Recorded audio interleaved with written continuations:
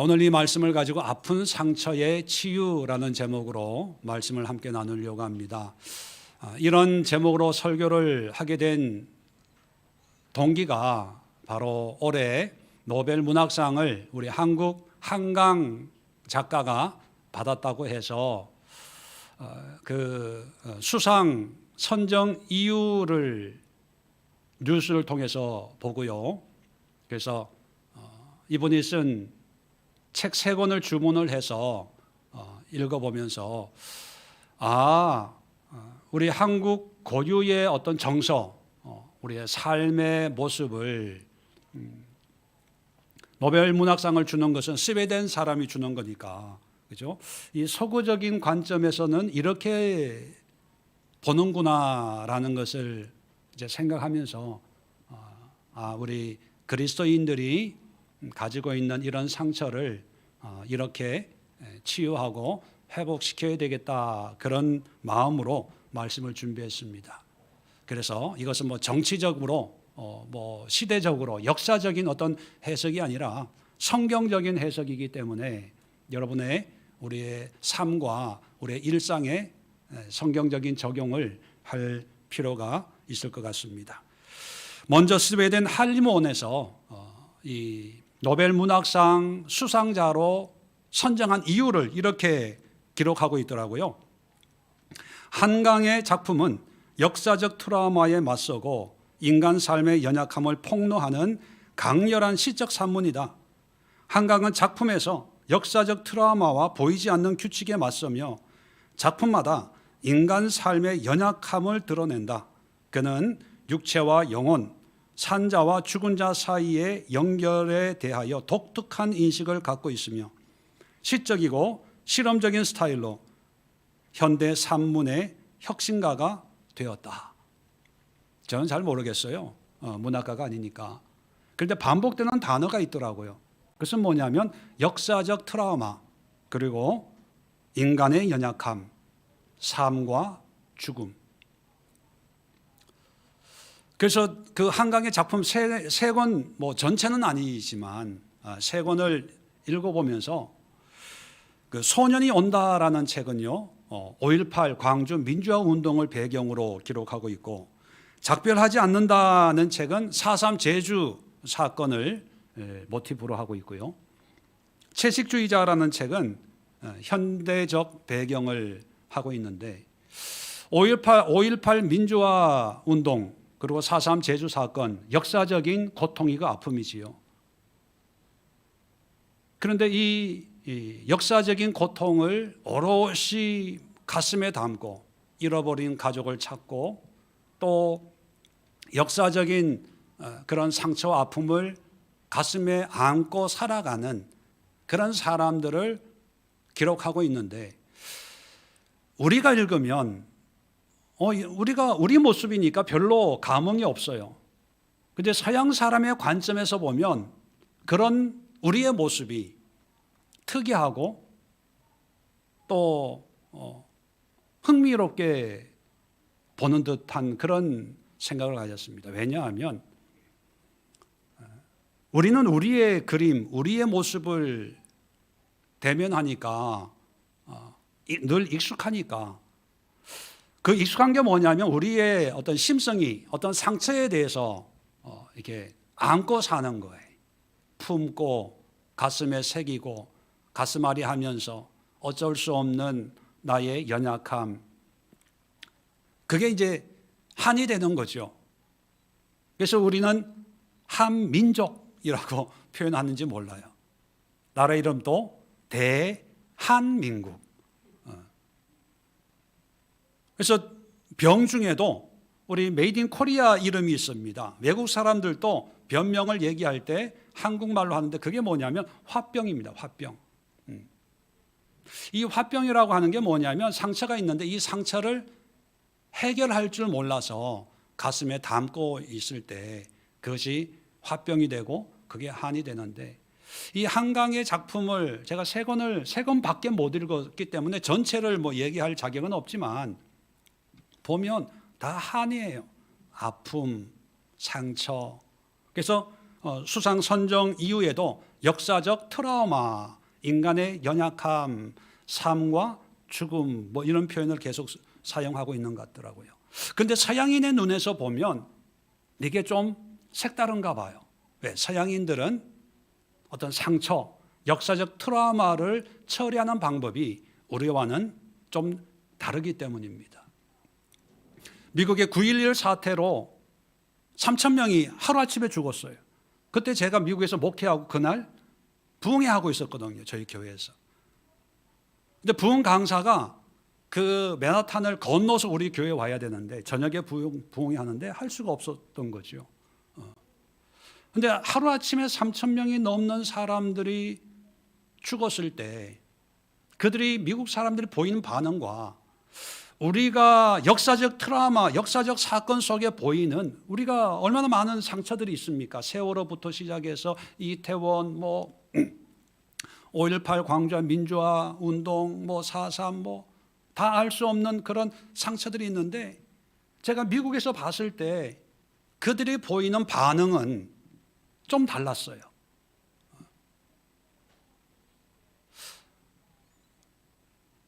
서구라고 하는 것은 아무래도 기독교적인 영향을 좀 우리보다는 더 빨리 받았거든요. 그 기독교적인 토양에서 세워진 그런 문화, 그런 환경에 살고 있던 사람들이 상처, 트라우마를 보는 관점과 우리 한민족이 바라보는 관점이 다르기 때문에 그래서 아마 한강이라는 작가가 한국에서의 어떤 인기보다는 외국에서 더 유명해지고 외국에서 더 인정을 받는 그런 현상이 나타나지 않을까 그런 생각을 하면서 이 상처, 아픔을 우리가 어떻게 받아들여야 되고 어떻게 치료해야 될까? 왜 이게 중요하냐 하면 역사적인 트라우마까지 가지 않더라도 우리 신앙생활 하면서 우리 한 사람 한 사람도 이 모양 저 모양의 상처가 있습니다. 그 상처가 부모로부터 받았든지 아니면 살아온 환경에서 받았든지 아니면 지금 어떤 주변 상황과 환경, 어떤 물질에 대한 상처 여러 가지 어떤 그런 상처들이 있는데 우리는 이것을 상처는 쉽게 받아요. 그런데 문제는 이걸 해결할 줄 몰라요. 치료할 줄을 모르고 이 상처를 그냥 품고 살아요. 근데 이 상처를 품고 산다는 의식조차 이제 시간이 지나면서 잊어버려요. 그러면서 어떤 현상이 일어나냐 하면 내가 상처받은 피해자인데 그 상처 때문에 또 다른 가해자가 됩니다. 무슨 얘기냐 하면 부모로부터 받은 상처가 나한테 있으면 나도 모르게 자녀들이나 다른 사람에게 똑같은 상처를 주고 있어요. 또 다른 가해자가 되고 있는데 그걸 몰라요. 그리고 내 기억 속에 그런 게 없다고 생각을 하고 나는 상처 안 받아 괜찮아 라고 하지만 그의 의식 속에 행동 속에 말 속에는 문득문득 그 상처의 흔적들이 묻어나와서 또 다른 사람, 또 다른 문제들을 일으키는 것을 너무나 흔하게 보고 있거든요. 그런 것을 알려주고 치료하고 회복해서 상처의 메인 삶이 아니라 상처로부터 자유케 되는 그런 삶으로 권면하고 또 가르치는 일을 또 하고 있습니다. 그러면서 이 상처에 대해서 우리 한민족, 우리 한국 사람 우리끼리 상처를 좀 이렇게 문학상도 받았다고 하니까 좀 이렇게 객관적으로 바라보는 그런 시간을 좀 가질 필요가 있겠다 싶어서 오늘 아픈 상처의 치유에 대해서 말씀을 함께 나누는데 자, 오늘 이사야 53편은 여러분 잘 아시는 것처럼 예수님의 순환에 대한 예언의 말씀입니다. 53장 1절부터 쭉 읽어보시면 예수님이 십자가 달려 돌아가시기 700년, 800년 전에 이사야 선지자를 통해서 미리 예언을 하셨는데 10절 오늘 본문을 보면 여호와께서 그에게 상함을 받게 하시기를 원하사 질고를 당하게 하셨은즉 자, 예수님이 고난 당한 것은 하나님이 미리 예비한 거예요. 예정한 거라는 거죠. 자, 우리는 신앙생활 조금 하신 분들은 압니다. 예수님의 십자가의 고난이 우리의 죄를 대속하는 어린 양의 희생 제물이다. 그죠? 그래서 제물로 십자가에 달려 돌아가셨다. 내 죄를 용서하기 위해서. 그런데 여러분, 좀 더 깊이 생각해 보면 예수님의 십자가 사건은 구약 어떤 제사법을 이제 의미하는데, 구약을 읽어보시면 하나님께 어린 양을 희생 제물, 화목 제물로 드릴 때 어떤 양을 드립니까? 아무 양이나 드립니까? 아니면 흠 없는 어린 양을 드립니까?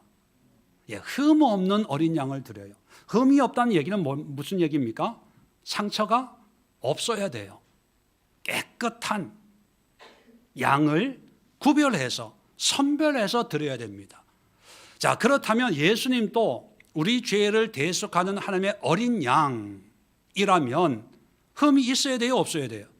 없어야 돼요. 그러면 30년의 어떤 사적인 삶을 살고 3년 반 정도의 어떤 공생애를 사셨다면 십자가에 돌아가시기 위해서는 어린 양, 흠 없는 어린 양으로 흠이 없어야 돼요.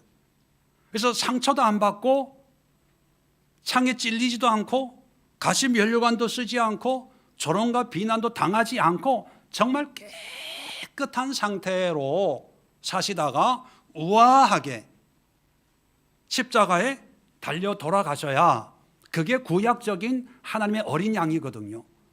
근데 실상은 오늘 하나님이 말씀하신 것처럼 질고를 당하고 상함을 받게 하셨어요. 그 얘기는 뭐냐면 흠 없는 어린 양이 아니라는 것입니다. 그러면 왜 하나님은 구약에는 이런 흠 없는 제물을 원하셨다가 예수님에게는 오만 흠을 다 만드시면서 십자가에 돌아가게 하셨을까? 여러분, 이게 성경이 말하는 상처의 의미예요. 고난, 고통, 아픔, 상처에 특별한 뜻이 담겨져 있습니다. 자, 그래서 상처를 치유하기 위해서 세 단계가 있는데요. 첫 번째는 상처를 인정하는 거예요. 우리가 의사한테 갈 때 여기 아파요, 저기 아파요. 우리가 질병에 대해서 인정하고 도움을 구할 때 의사의 말을 우리가 듣는 것처럼 나에게 있는 이 상처가 이유는 모르지만 왜 나에게 이런 일이 생겼는지 그 이유 원인에 대해서는 모르지만 내가 아파, 내가 힘들어, 나에게 이런 상처가 있어, 이걸 인정해야 됩니다. 왜 인정해야 되냐? 로마서 12장 19절로 21절에 이런 말씀이 있지요. 내 사랑하는 자들아, 너희가 친히 원수를 갚지 말고 하나님의 진노하심에 맡기라. 기록되었으되 원수 갚는 것이 내게 있으니 내가 갚으리라고 주께서 말씀하시니라. 내 원수가 줄이거든 먹이고 목마르거든 마시게 하라. 그리함으로 내가 숯불을 그 머리에 쌓아 놓으리라. 악에게 지지 말고 손으로 악을 이기라. 원수 갚는 게 누구에게 있다고요? 하나님께 있다는 거예요. 자, 여기서 우리가 쉽게 오해할 수 있는 부분이 뭐냐면 원수 갚는 게 하나님께 있다라고 하는 그 말을 하나님이 내 대신에 원수를 갚아준다 이런 생각을 합니다. 예, 그럴 수도 있어요. 또 하나 다르게 갚는 방법이 있습니다. 그건 뭐냐면 원수를 갚아주는 게 아니라 상처받은 나에게 갚아주는 거예요. 나를 위로하고 나를 인정하고 나를 축복하고. 상처를 인정한다는 것은요, 하나님의 갚으심을 기대하고 소망하는 거예요. 나의 연약함을 인정하고 팔자거니 운명이거니 어쩔 수 없는 거 아니야, 체념하라는 것이 아니라 내가 아파, 내가 피해자예요. 그걸 고백하고 인정하라는 겁니다. 그 의미는 뭐냐면 하나님 앞에서 하나님, 내가 이런 상처를 가지고 있습니다. 나를 불쌍히 여겨주세요. 그럴 때 하나님의 갚으심이 크게 두 방법으로 나타나는데, 하나는 하나님이 직접 원수를 갚아주시든지 보복해 주든지, 아니면 상처받은 나를 불쌍히 여기고 긍휼히 여길 수 있거든요. 그런 하나님의 갚으심을 기대하고 소망하는 거예요. 그런데 상처받은 사람들의 특징 중에 하나가 뭐냐 하면 공격합니다. 왜? 내가 상처받았기 때문에. 그 공격이 어디서부터 시작하냐 하면 자기 보호 본능, 상처받으니까 이 상처받는 게 얼마나 힘든지 알거든요. 그래서 나를 보호하기 위해서 지킨다고 하는 게 그게 공격이 돼요. 제가 어릴 때 시골에 살았는데, 시골은 오일장입니다. 장날에 어머니 손 붙들고 가면 항상 무서운 사람이 있어요. 어린 나이에도. 그 무서운 사람이 누구냐 하면 6.25 전쟁에 부상당한 상위용사라 그러죠. 옛날에는 의수 뭐 이런 게 기술이 안 좋아가지고 이 팔이 잘리고 이러면 이렇게 막 이렇게 의수 이렇게 갈고리처럼 이렇게 해가지고, 그게 어린 나이에 아이 눈에 굉장히 무서운 사람으로 보이는데, 더 무서운 것은 뭐냐면 이분이 장날만 되면 술 먹고 사람들하고 싸워요. 경찰이 와도 그 사람은 어떻게 하지를 못하나 봐요. 나라를 위해서 싸우다가 다쳤으니까. 그죠? 분명히 피해자입니다. 상처가 있어요. 그런데 이 상처를 치유를 못하니까 이게 술만 들어가면 원망, 불평 이런 걸로 막 지나가는 사람들하고 싸우고, 술집 주인하고 싸우고, 항상 시끄러워서 구경 가보면 그런 그 사람이에요. 피해자로 남는다는 게 그렇게 나쁜 의미는 아닌데, 우리의 인식은 뭐냐 하면 부끄러운 거예요. 화가 나는 거예요. 그래서 내 생각과 다르면 막 공격합니다. 어떤 분들은요, 제가 학교 다닐 때는 제가 84학번인데 광주 민주화 운동 뭐 이런 용어가 없었어요. 그때는 신문에서 광주 사태 이렇게 발표를 하고 우리는 그렇게 알았거든요. 그래도 우리는 민주화 운동 데모하고 그랬어요. 그 사진, 뉴스에 신문에 안 나오는 이런 사진들을 교회 그 게시판 들어가는, 교회가 아니고 학교죠. 학교 게시판에 막 대자보 붙이고 막 끔찍한, 그래서 막 돌 던지고. 제가 88년 미국 유학을 갔다가 한 15년, 16년 만에 그래서 광주 사태 이런 게 이제 머릿속에 익숙한 거죠. 근데 그것이 이제 요즘에는 이제 공식 용어로 광주 민주화 운동 그렇게 이제 정식 명칭이 됐더라고요.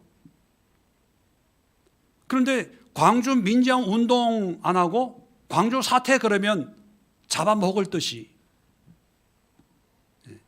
또 광주에 대해서 뭐 내 생각과 다르면 4.3도 마찬가지입니다. 제주 참 왜 그랬을까, 우리가 볼 때는 왜 그랬을까라고 했지만 그 피해당한 양민들 동굴 앞에서 총 맞아서 죽고 아이들 죽고 여자들 죽고 그 상처가 분명히 있습니다. 근데 그 상처가 해결이 안 되니까 그런 사건, 상처들, 아픔들을 이해 못 해주면 적으로 만들어요. 죽이려고 해요. 또 다른 가해자가 되는 거예요. 근데 성경적으로는요, 여러분, 제가 말씀드린 건 역사적인 게 아니라 성경적인 겁니다. 성경에서는 상처를 인정하는 거예요. 이게 첫 번째 단계입니다. 이유를 묻지 말고, 원인을 따지지 말고, 누구 때문에, 뭐 때문에 하지 말고 상처를 인정하는 거예요. 자, 이게 첫 단계고, 두 번째 단계는 상처를 인정하는 이유가 있습니다. 그냥 인정하는 게 아니라, 두 번째는요, 이 상처의 의미를 찾는 겁니다. 의미. 자, 오늘 10절에 계속해서 보면, 자, 질고를 당하게 하셨습니다. 우리가 십자가 사건이라는 걸 알고 있죠. 자, 계속해서 읽어드리면, 그의 영혼을 속건 제물로 드리기에 이르면 그가 씨를 보게 되며 그의 날은 길 것이요 또 그의 손으로 여호와께서 기뻐하시는 뜻을 성취하리로다. 자, 십자가는 여러분 아시는 것처럼 로마의 형틀입니다. 사형 형틀이에요. 끔찍한 거예요. 무서운 거예요. 일제치하에 우리 독립투사들이 서대문 형무소에서 교수형 많이 당했죠. 여러분, 교수형 시킨 올가미를 응접실 중앙에 걸어놓고 있는 분 계실까요? 사형 집행 그 올가미를 귀걸이 목걸이로 하고 다니는 분 보셨어요? 없어요. 그런데 십자가는 분명히 올가미와 같이 사형 도구예요. 무서운 거예요. 끔찍한 거예요. 그런데 오늘날 보면 우리 교회도 십자가 있고요. 아마 여러분 중에도 아마 십자가 목걸이, 귀걸이 하고 있는 분 계실 거예요. 왜 그럴까요? 십자가의 의미를 찾았기 때문입니다. 고난의 의미, 상처의 의미. 예수님은 너의 그 상처가 영혼을 속건 제물로 드린, 속건 제물이 뭡니까? 죄를 해결하는 제물이고, 끝에 보면 여호와께서 기뻐하시는 뜻을 성취하리라. 하나님의 뜻을 이루는 거예요.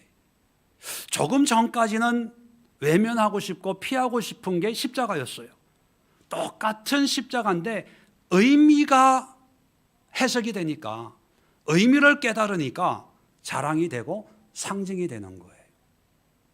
그래서 여러분, 상처 안 받으면 좋죠. 상처 없이 사는 게 참 행복이고 축복입니다. 근데 우리가 상처 없이 살 수가 없잖아요. 근데 문제는 상처를 받았냐 안 받았냐, 어떤 종류의 상처 받았냐, 이게 중요한 게 아니라 어떤 상처든지 그 상처의 의미를 해석해버리면 그게 상징이 돼요. 상징이 된다는 것은 자랑이 된다는 얘기예요. 상징은 사람들의 마음에 감동을 주는 능력이 되는 거예요. 그리고 상징은 그 상징 자체로 사람들을 하나로 모으는 능력이 돼요. 왜? 누구나 다 말로 안 해도 다 알 수 있는 게 상징, 심볼이지 않습니까? 그래서 갈라디아서 6장 17절에 바울은 이렇게 고백합니다. 이후로는 누구든지 나를 괴롭게 하지 말라. 내가 내 몸에 예수의 흔적을 지니고 있노라. 흔적, 상처거든요.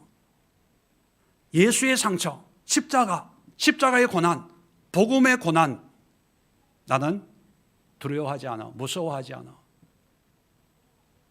왜? 의미를 깨달으니까요. 그렇게 보면 우리나라 사람들, 우리죠. 우리들은 상처는 참 쉽게 받아요. 뭐 지나가는 말로도 상처받고요. 무심코 던지는 말에도 상처받고요. 하다못해 드라마 연속극에서도 상처받고 나 이제 다시 안 봐 뭐 이러고. 그리고 실질적으로 그 드라마에 나온 그 주인공, 나쁜 어떤 주인공을 실지에서도 이렇게 만나도 막 욕하고 뭐 너 그렇게 살면 안 돼 뭐 이러는 사람이 있다고 그래요. 근데 문제는 뭐냐면 우리가 약한 부분이 뭐냐면 이런 상처의 의미를 찾는 노력을 안 하고 단지 상처 준 사람이 누구냐? 거기에 원망하고 불평하고 화내고 후회하고 아파하고.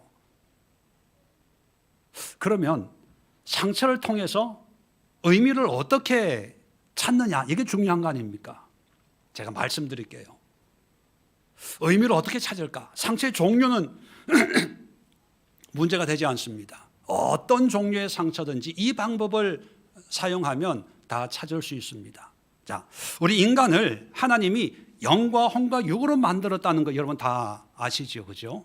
자, 영, 혼, 육이 우리 인간의 실상인데 살아가면서 상처받았다는 얘기는 뭐냐면 두 영역의 피해자가 됐다는 얘기입니다. 첫 번째는 육체, 힘들고 아프고 어렵고 고난을 당하고 또 흉터가 있고, 그 다음에 어디에 상처를 받습니까? 혼에, 마음이 힘들어요. 마음이 아파요. 왜 나에게 이런 일이 생겼을까? 그때 내가 그 자리에 없었으면, 거기 안 갔으면, 그리고 재수 없어서 억울하게 이런 오만 이 심령의 아픔 때문에 잠을 못 이루고 평생을 한강의 소설에 등장하는 사람들처럼 평생 가슴앓이 합니다. 그래서 여러분, 육체적으로 혼적으로 뭔가 의미를 찾기에는 얘네들이 너무 힘들어하고 아파서 거의 가능하지 않습니다. 그런데 이 영혼육 중에 상처 안 받은 부분이 있어요. 어딜까요? 안 받은 부분이 영이에요. 영. 우리가 어떤 환경 속에 어떤 끔찍하고 처절한 일을 당했더라도 참 하나님의 창조가 놀라운 게 우리의 영은 살아있어요. 우리의 영은 우리를 지배하지 않아서 그렇지 우리의 심령 속에 남아있어요. 왜냐하면 이 영은 기능이 영이신 하나님과 소통하도록 만들어 놓은 거거든요. 그래서 이 영은 가난해도 병들어도 지장을 안 받아요. 늘 한결같이 하나님의 창조의 요소로 우리 가운데 있거든요. 그래서 육체가 힘들고 마음이 힘들 때 그래도 건강을 유지하고 있는 게 영인데, 이 영의 기능이 뭐 하는 기능이라고요? 영이신 하나님과 소통하는 기관. 그러면 영이 하나님과 소통하면서 하나님이 이 아픔, 상처의 의미를 우리의 영에게 말씀해줘요. 알게 해줘요. 깨닫게 해줘요. 느끼게 해줘요. 체험하게 해준다는 거예요. 그래서 제가 그 소설책을 읽으면서 더 간절해진 게 뭐냐 하면, 엄한 상처는 다 받았지만 이 상처를 해결할 줄 몰라서 가슴에 엉어리지고 가슴에 묻고 사는 우리 한민족에게 정말 필요한 게 이 복음이구나, 말씀이구나, 하나님이구나 더 간절하게 느끼는 거예요. 왜냐하면 희망은 우리의 영과 하나님의 영이 만날 때 일어나거든요. 근데 우리가 그걸 몰랐잖아요. 서양 사람들은 적어도 기독교적인 문화 속에서 어떤 역사적 트라우마를 객관적으로 볼 수 있는 그런 문화 풍토 속에 살다 보니까 우리처럼 그렇게 가슴앓이 하지는 않는 것 같습니다.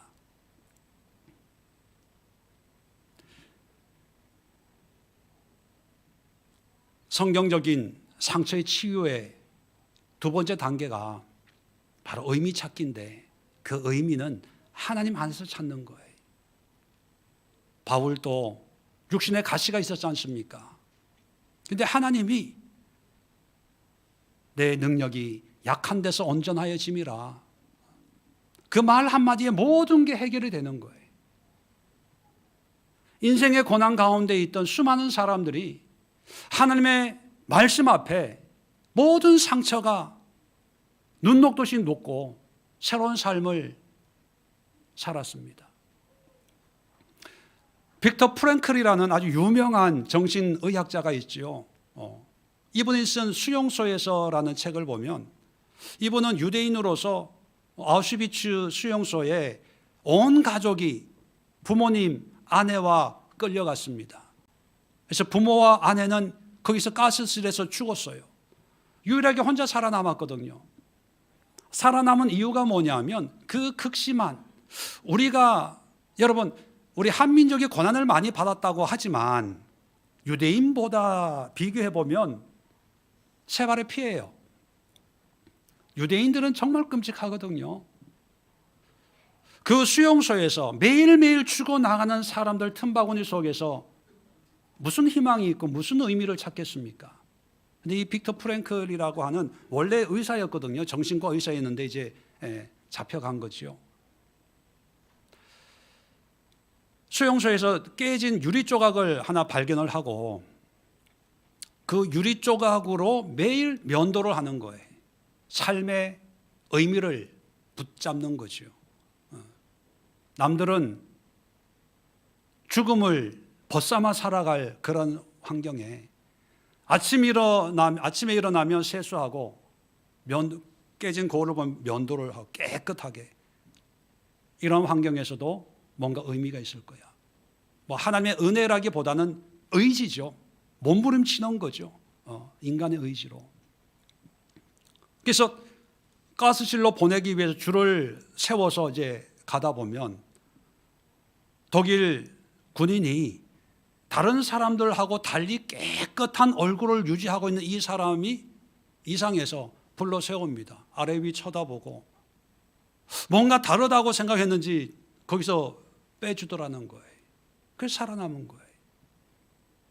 그래서 이분이 돌아와서 다시 의사가 돼서, 유명한 정신의사가 돼서 쓴 글이 삶의 의미를 찾아서, 그러면서 이분이 개발한 어떤 그 학문이 있습니다. 로고 테라피, 로고 치료법이라는 정신의학 아주 세계적으로 유명한 그런 기법을 개발을 했다고 그러죠.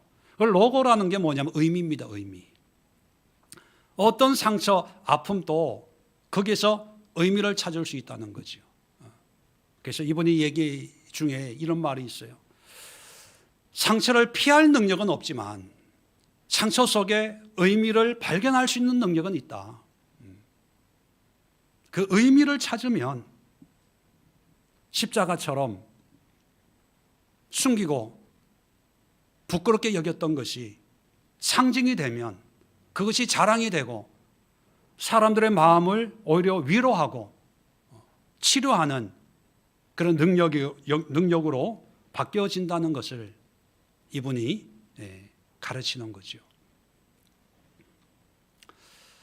그렇게 보면 아까도 말씀드린 것처럼 우리 한국 사람들은 상처는 잘 받지만 그 상처의 의미를 찾는 데는 좀 소홀하지 않는가. 그리고 그 의미를 인간적인 방법으로 왜 이런 문제가 생겼을까? 누구 때문일까? 왜 이럴까? 시대적으로, 환경적으로, 상황적으로. 그렇게 찾다 보니까 결론은 뭐냐 하면 복수할 수 없기 때문에. 왜? 국가 권력이니까. 독재니까. 그래서 내가 참아야 된다고 생각하니까 이게 화가 나는 거죠. 화병에. 근데 성경적인 원리는요, 그런 거는 역사적인 역사가가 하는 거고 시대가 설명해 주겠죠. 근데 우리 그리스도인들, 우리 신앙인들이 해야 될 것은 뭐냐면 하나님 안에서 의미를 찾는 거예요. 아, 이 고난은 하나님이 나를 겸손하게 만들기 위해서 나를 주셨구나. 아, 이 고난은 더 하나님과 깊은 친밀한 관계를 얻도록 하기 위해서 이런 아픔을 주시는구나.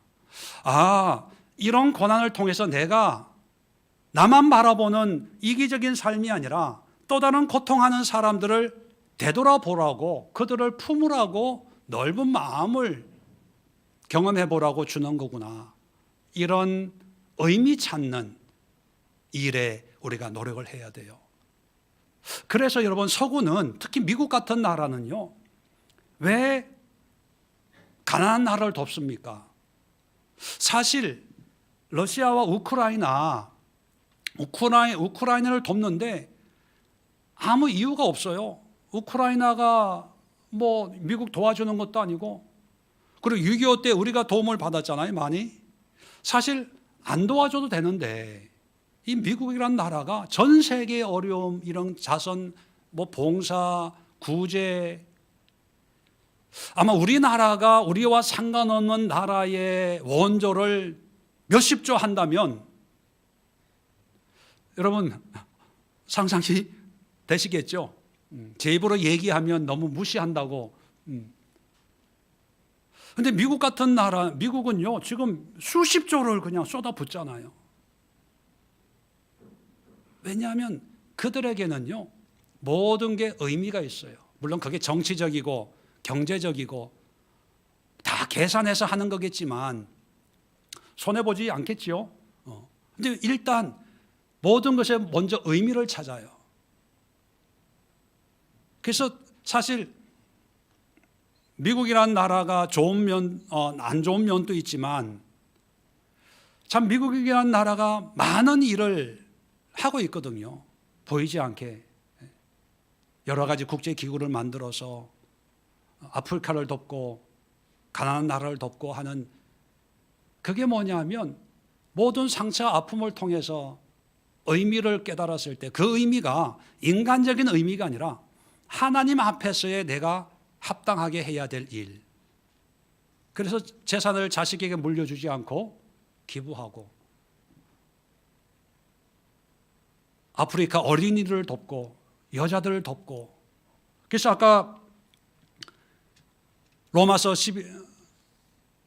12장 읽은 것처럼 원수가 줄이거든 먹이고 목마르거든 마시게 하라. 어려운 사람들을 돌보는 그런 삶을 살고 있습니다. 아마 우리 한민족도 상처를 많이 받았다고 한다면, 그 의미를 빨리 깨달았다면 더 많은 그런 변화가 있지 않을까, 그런 생각을 합니다. 자, 그러면 의미를 통해서 어떤 변화가 일어나야 되냐? 세 번째 단계입니다. 세 번째 단계. 자, 12절을 볼까요? 오늘 본문 12절 끝부분에 보면, 자, 범죄 중 하나로 헤아림을 받았습니다. 예수님의 십자가의 죽음의 의미를 얘기합니다. 그러나 그가 많은 사람의 죄를 담당하며 범죄자를 위하여 기도하였느니라. 자, 상처받고 끝난 것이 아니라 그런 상처를 통해서, 예수님을 통해서 많은 사람의 죄를 담당하고 범죄자, 믿지 않는 사람들, 예수님을 핍박했던 사람들을 위해 기도하였다. 다시 말하면 상처받은 자기의 상처에 매몰되는 것이 아니고, 상처에 매여서 나만 바라보는 것이 아니라 주변에 있는 사람들도 바라보는. 자, 좀 어려운 단어인데요. 자, 상처받았을 때 우리는 순간적으로 떠오르는 단어가 하나 있는데 그것은 용서입니다. 용서. 우리가 믿음 생활할 때 이 용서라는 단어가 참 익숙하지만 또 부담스러울 때가 있어요. 왜? 내가 상처받았을 때 나에게 상처 준 사람을 용서해 줘야 되냐? 이럴 때 쉽게 용서라는 말을 할 수 없을 때가 있어요. 그래서 용서는 참 간단한 두 자지만 용과 서가 너무 멀어요.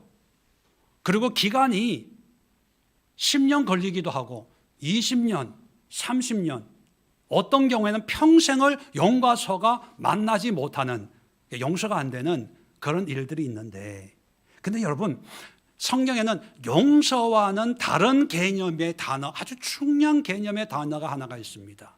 그것은 환대라는 단어입니다. 환대. 우리 한국 번역에는요 대접이라고 번역을 했어요. 대접.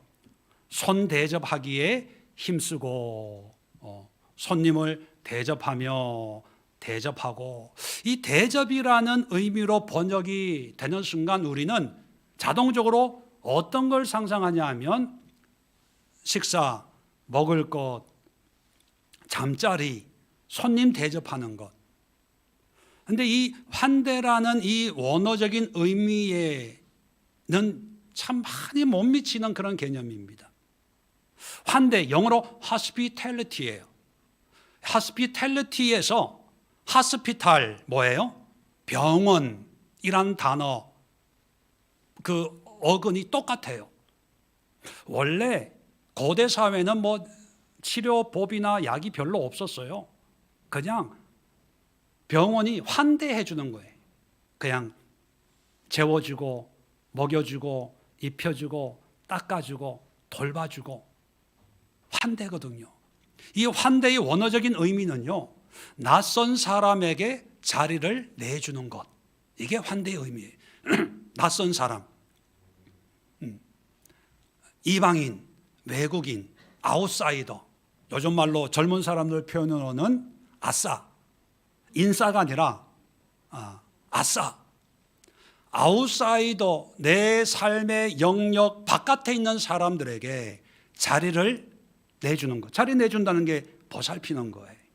자, 그래서 예수님도 이웃에 대한 설명을 할 때 선한 사마리아인 비유를 들어요. 근데 왜 선한 사마리아인이 강도 맞은 사람을 그렇게 보살펴 줬을까요? 이유가 있습니다. 선한 사마리아 사람이 상처가 있으니까. 우리 문화에는 그걸 잘 이해가 안 되는데, 예수님 당시에 사마리아인들은 이 경멸의 대상입니다. 조롱의 대상이에요. 유대인 지역에 살고 있지만 유대인으로 인정을 못 받는. 그래서 남쪽 유대 지역에서 북쪽 갈릴리로 갈 때 사마리아 땅도 안 밟으려고 하는 그런 편견, 그런 차별 속에 살던 사람이 강도 만난 사람을 돕는 거예요. 이게 환대입니다. 용서하고 안 하고가 아니라 그냥 품어주는 거예요. 누구를? 이웃들을. 자, 상처받으면요, 상처의 두려움 때문에 나만 생각해요. 나를 보호하려고 하고 지키려고 하고. 왜? 또 상처받을까 봐. 자, 그러다가 내 상처가 치료가 안 되는 거예요. 내 안에 사귀고 그 상처가 뼛속까지, 내 머릿속까지 파고들어서 이제 내가 상처 가운데 있다고도 생각을 안 하지만, 그런데 철저하게 자기 이기적인, 상처 주지도 않고 받지도 않으려고 상처 안 줄 사람들만 골라서 사귀어요. 그래서 상처 줄 것처럼 기미가 보이면 무의식적으로 끊고 싶어 하는 그런 작용들이 나타나는데, 진짜 성경적인 치료는 뭐냐 하면 환대입니다. 내가 상처받았기 때문에 내가 내 상처를 치료하고 나서 남을 보는 게 아니라 상처를 그대로 가지고 아파하지만 그 전에는 다른 사람들이 내 눈에 안 들어왔거든요. 그래서 내가 아파 보니까 다른 아픈 사람들이 눈에 들어오는 거예요. 그래서 그들에게 다가가는 거예요. 손을 내미는 거예요. 도와주는 거예요. 이게 환대입니다. 우리식의 상처는 뭐냐면 그 상처 때문에 갈라요. 벽을 세워요. 내 편이냐 적이냐, 나를 이해해 주는 사람이냐 이해해 주지 않는 사람이냐, 갈라요. 그게 정치, 사회, 문화 깊숙한 곳에 뿌리 내리고 있는데, 성경에서 말하는 상처의 치유 마지막 단계는 뭐냐면 상처 때문에 내 눈이 넓어지는 거죠. 내 마음이 넓어지는 거예요. 이웃이 보여지는 거예요. 미국 초등학교에서 인종차별에 대한 교육으로 이런 실험을 했답니다. 아이들에게 갈색 눈을 가진 애들과 파란 눈을 가진 애들을 대상으로 해서 이 선생님이 갈색 눈을 가지고 있는 아이들이 유전적으로 뛰어나다, 파란 눈을 가지고 있는 것보다, 그렇게 가르쳐줬대요. 그리고 어떤 시점이 지나서 다시 그 아이들에게 아니야, 다시 학자들이 연구를 했는데 갈색 눈보다는 파란 눈을 가진 아이들이 유전적으로 더 뛰어나대, 이렇게 이제 정정을 해준 거죠. 이제 실험이니까. 그래서 그 아이들의 반응을 조사해 보니까 여러분, 놀라운 게 뭐냐면 차별받아 본 아이들이 오히려 더 너그러워지더라는 거예요. 처음 갈색 눈 아이들은요, 뭐 애들 장난치면서도 난 너보다 더 뛰어나, 뭐 너보다 더 똑똑해, 뭐 이랬는데 나중에 그게 아니다라고 정정을 했을 때 이 파란 눈을 가지고 있는 아이들은 한번 아파 보니까 비교 당해 본 그 상처가 있다 보니까 자기들이 비교할 수 있는 그런 자리에 있음에도 불구하고 더 포용적이었다는 거죠. 왜냐하면 상처에 선기능이 있습니다. 성경에서 말하고 있는 게 뭐냐면 성경 역사는요, 가해자의 역사가 아니라 피해자의 역사입니다. 다시 말하면 상처받은 자의 역사예요. 여러분, 성경에 형과 동생 중에 하나님이 누구를 사용합니까? 일반적으로 보면 동생, 야곱, 이삭, 똑똑한 사람들을 쓰는 게 아니라 조금 모자라는 사람을 쓸 때가 있어요. 이스라엘 역사, 여러분 한 번도 외국을 정복해 본 적이 없어요. 국경 넘어, 하나님이 주신 그 국경 넘어서 다른 나라를 공격해 본 적이 없어요. 늘 공격당해, 포로로 끌려가요. 지금까지. 그런 상처와 아픔을 통해서 하나님이 역사하는 이유는 뭐냐면 상처받은 또 다른 사람들을 환대하라는 거예요. 이건 용서의 차원이 아닙니다. 그냥 섬기는 거예요. 우리가 지난주에 마태복음 22장의 결혼식의 비유도 보면 왕이 거리로 나가서 악한 자나 선한 자 다 데리고 와. 그래서 예복을 입기만 하면 결혼식에 참석하는 것은요, 그건 용서의 개념이 아니라 환대입니다. 환대. 용서는요, 한번 용서했으면 심판하면 안 돼요. 근데 환대는 용서가 아니기 때문에 심판하는 거예요. 왕이 둘러보면서 청한 자는 많은데 택할 자가 없다. 우리는 자꾸 심판하려고 그래. 이 사람은 천국 갈 사람, 이 사람은 지옥 갈 사람, 이 사람은 믿을 사람, 이 사람 안 믿을 사람, 이 사람 믿음 좋은 사람, 이 사람은 믿음 없는 사람. 우리가 먼저 심판해서 우리의 어떤 기준에 합당한 사람을 인정하고 그렇지 못한 사람은 인정을 안 하려고 하는 그런 경향이 있는데, 우리의 상처가 어떤 작용을 하냐 하면 우리 기준에 맞든 안 맞든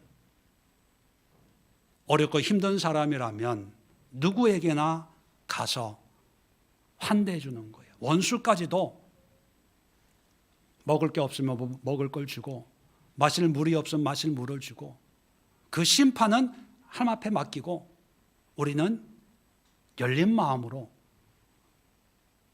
섬기는 거죠.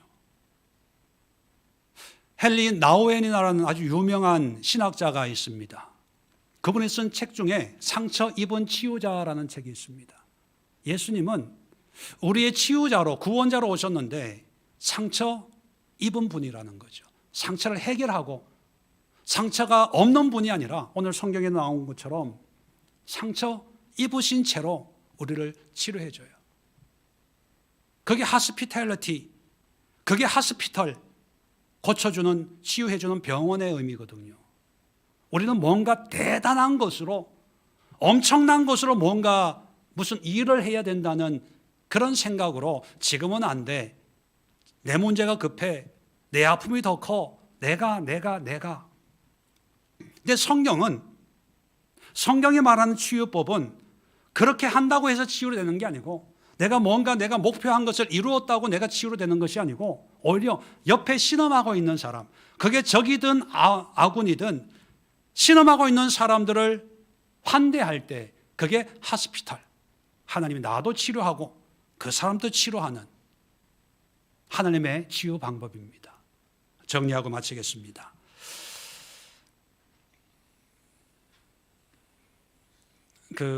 한강이 쓴 책 중에 채식주의자라는 책이 있습니다.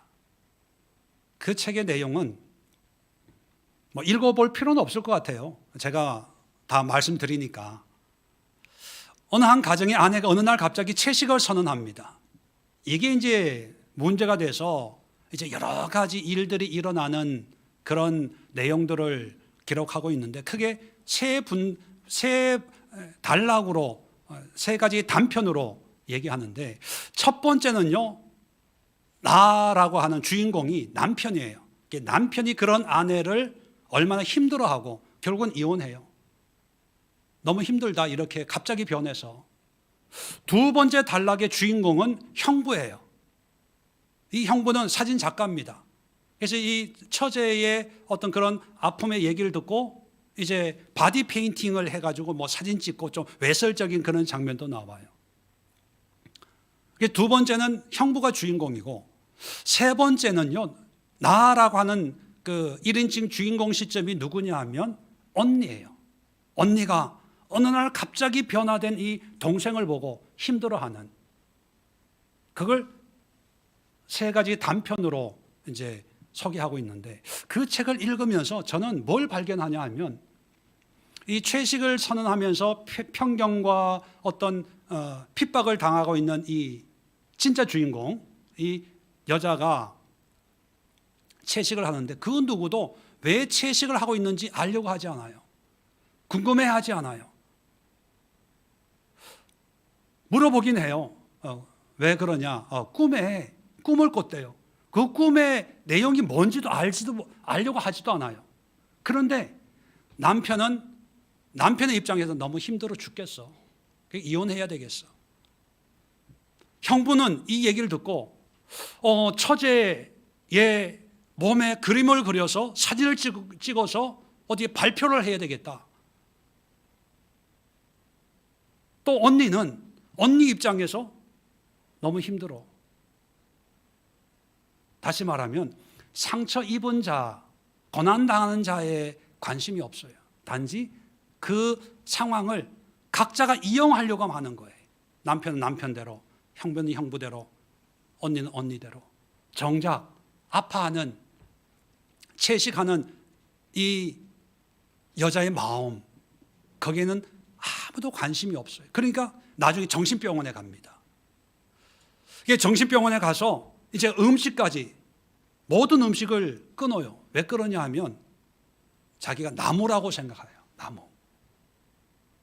나무는 뿌리만 내리면 아무것도 안 먹어도 자라니까 나는 나무야. 어느 날 사라진 거예요. 정신병원에서. 찾아보니까 숲속에서 나무처럼 서 있더라는 거죠. 저는 그걸 읽으면서, 여러분, 저는 문학평론가가 아닙니다. 목회자로서, 자, 우리 고난을 그렇게 많이 받았는데도 불구하고 아무도 이 고난의 의미나 고난의 관심을 안 가지고 다 이것을 이용하려고 하는. 그래서 사실 고난당하는 자가 결국은 뭐냐면 외로워요. 아무도 나에 대해서 관심을 안 주니까 결국은 나무가 친구가 되는 거예요. 이게 얼마나 비극적입니까? 그렇게 고난, 아픔, 힘들어 라고 하지만 광화문에 뭐 수십만, 수백만이 모인다고 하지만 결국은 내 아픔에는 관심이 없어요. 내 아픔을 알려고 하지 않고, 이해하려고 하지 않고, 그것이 우리의 모습, 우리의 자화상이 아닌가, 그런 생각을 하면서 성경이 말하는 상처의 치유, 그것은 있는 상처 없다고 포장하고 가장하는 게 아니라 인정하고, 이것을 하나님과의 관계에서 기쁨과 감사와 생명의 관점에서 이 상처를 해석하면, 그 다음에 내 상처 치료 안 받아도 이 상처가 남들이 보기에 어떠한 모습으로 보이든지 상관없이 이제 다른 사람들을 섬기고 배려하고 환대하는 그런 사회가 되고 그런 국가가 돼야 되지 않을까, 그런 생각을 하면서 먼저 우리 그리스도인들이 먼저 이런 상처를 통해서 나의 울타리를 넘어서 상한, 병든, 외로움에 있는 이런 분들에게 기꺼이 환대의 사랑을 베풀 수 있는 그런 삶을 나라도 먼저 실천해보자, 이런 도전을 여러분들에게 드립니다. 기도합니다. 아버지 하나님, 상처 때문에 아파하고 힘들어하고, 상처 때문에 갈라지고 깨지고, 상처 때문에 희망을 잃고 소망을 잃고 사는 이 시대에 성경이 말씀하는 상처의 치유를 통하여서 상처 입은 자로 오신 예수님처럼 상처 가진 자로서 환대를 통하여 이 사회를 치유해 나가는 우리 예수의 모든 성도들 되게 하여 주시옵소서. 이제는 우리 주 예수 그리스도의 은혜와 하나님 아버지의 크고 놀라운 사랑하심과 성령의 교통하심이 머리 숙여 기도하는 모든 권속들을 위해 지금부터 영원까지 함께 하옵시기를 간절히 축원드리옵나이다. 아멘.